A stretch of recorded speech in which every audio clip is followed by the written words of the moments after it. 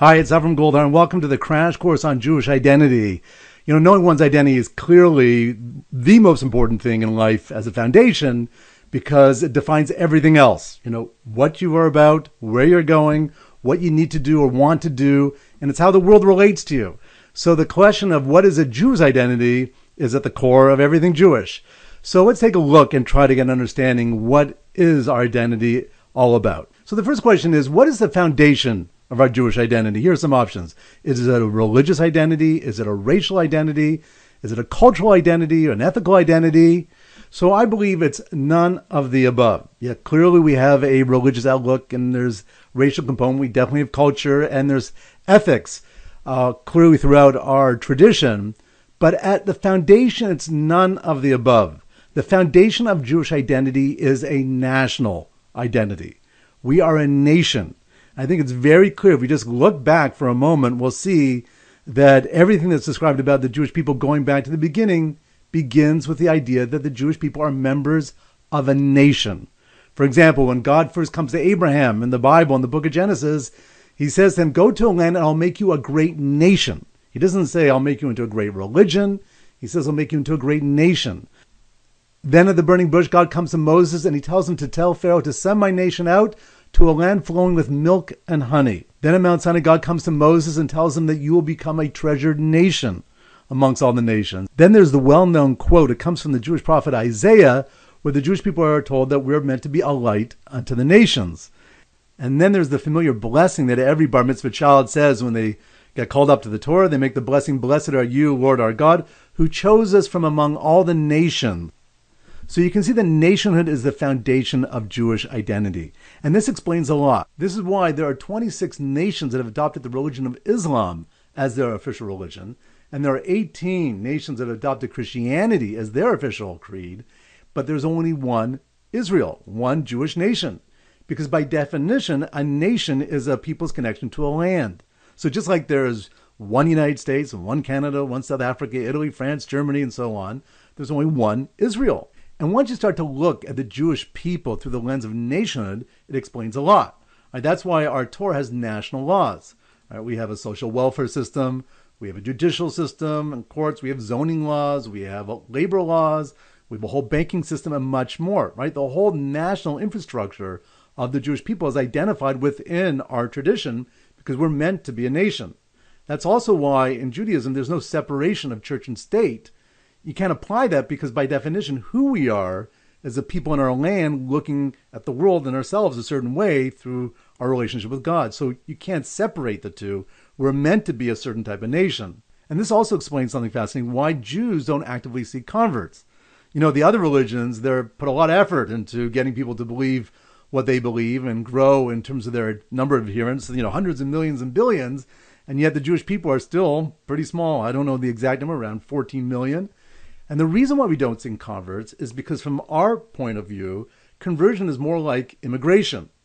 And therefore, when it comes to converting, it's done really through the paradigm of immigration, right? There's a tremendous emphasis to see whether someone really wants to be part of this unique nation that's going to have to go through a lot of ups and downs and persecution.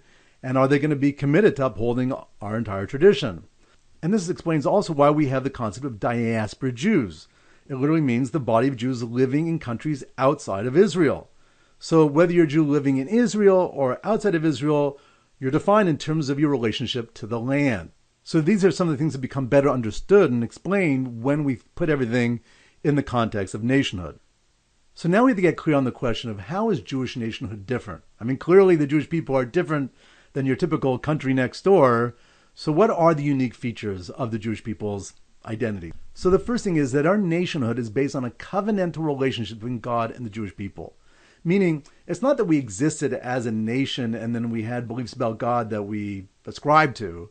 Rather, we only became a nation with definition and laws at Mount Sinai when we accepted entering into the covenant with God and to observe the laws that he would give us when we accepted to become his nation.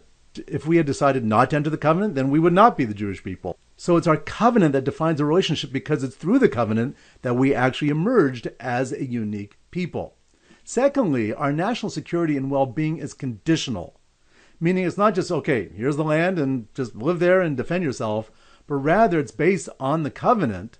And therefore, if we observe and do everything we're meant to do to become this enlightened people on the earth, then things will be great. But if not, we will lose the land. So it's not by any means something which is a done deal once we get there. We have to uphold our end of the bargain.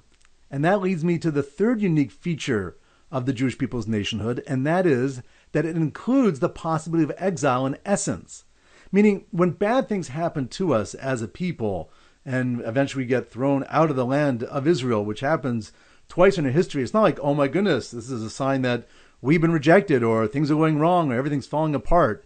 The covenant itself includes this possibility, that if we don't do what we're meant to do, then we will suffer the consequences, even leading to exile. So the idea of the Jewish people living in exile was formulated from the very beginning of our entry into the covenant. And the last thing I want to focus on is that the success of our survival as a people is not going to be dependent on the typical indicators like, great economic well-being and good defense and so on. Rather, it's maintained through Torah learning, prayer, and observance of the commandments.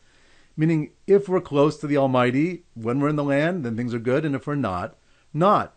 And all four of these points, the covenantal relationship, our national security, the possibility of exile, and the way we secure ourselves on the land, is all packaged in something that every Jew is very familiar with, and that's the mezuzah.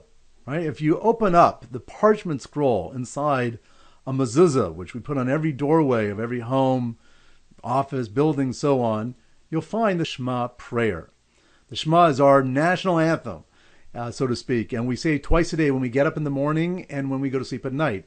I'm going to focus here in the second paragraph. There are two paragraphs, but I want to focus right now on the second paragraph, and I'm going to give you the translation right now. It says, starting in the English, "And it will come to pass that if you continually hearken to my commandments that I command you today, to love the Lord your God and to serve him with all your heart and with all your soul, then I will provide rain for your land in its proper time, the early and late rains, that you may gather in your grain, your wine, and your oil. I will provide grass in your field for your cattle, and you will eat and be satisfied." So you see, and this is the first part of that paragraph. I'm going to divide it into different sections, but it's all part of that second paragraph I pointed out. But you see that the implications of our connection to the Almighty is brought out in terms of national well-being. It's not like spiritual ecstasy or, eternal existence. That's not the point here. The point is that we as a nation will be strong. And then it continues in that same paragraph, "Beware lest your heart be seduced, and you turn astray and serve gods of others and bow to them. Then the wrath of God will blaze against you. He will restrain the heavens so there will be no rain, and the ground will not yield its produce, and you will swiftly be banished from the goodly land which God gives you." So here we have the prospects of exile if we don't do what we're meant to do. And then it continues, "Place these words of mine upon your heart and upon your soul. Bind them for a sign upon your arm, and let them be to fill in between your eyes. Teach them to your children, to discuss them while you sit in your home, while you walk on your way, when you retire, and when you arise." Right? The whole point here is that we want everybody to be well versed in this concept because this is the lifeblood of the Jewish people's identity. And then it continues, "And write it them on the doorposts of your house and upon your gates." That's the mitzvah, the commandment of a mezuzah. "In order to prolong your days and the days of your children upon the ground that God has sworn to your ancestors to give them, like the days of heaven on the earth." And therefore, right there, rolled up on a little parchment in everybody's door, is a very clear statement of national purpose and potential well-being. So now that we've established that our identity at the foundation is national, we have to get to the question is, well, what about a religious identity? Clearly, we're distinguished from the rest of the world, whether it's Christians or Muslims or other, and one might think that this is going to make it a lot more complicated, being that there are lots of different opinions in terms of how we look at the world philosophically and spiritually and so on. So now click on the second part of the Crash Course in Jewish Identity, and I think you'll find it quite surprising that our religious identity has nothing to do with the word Judaism.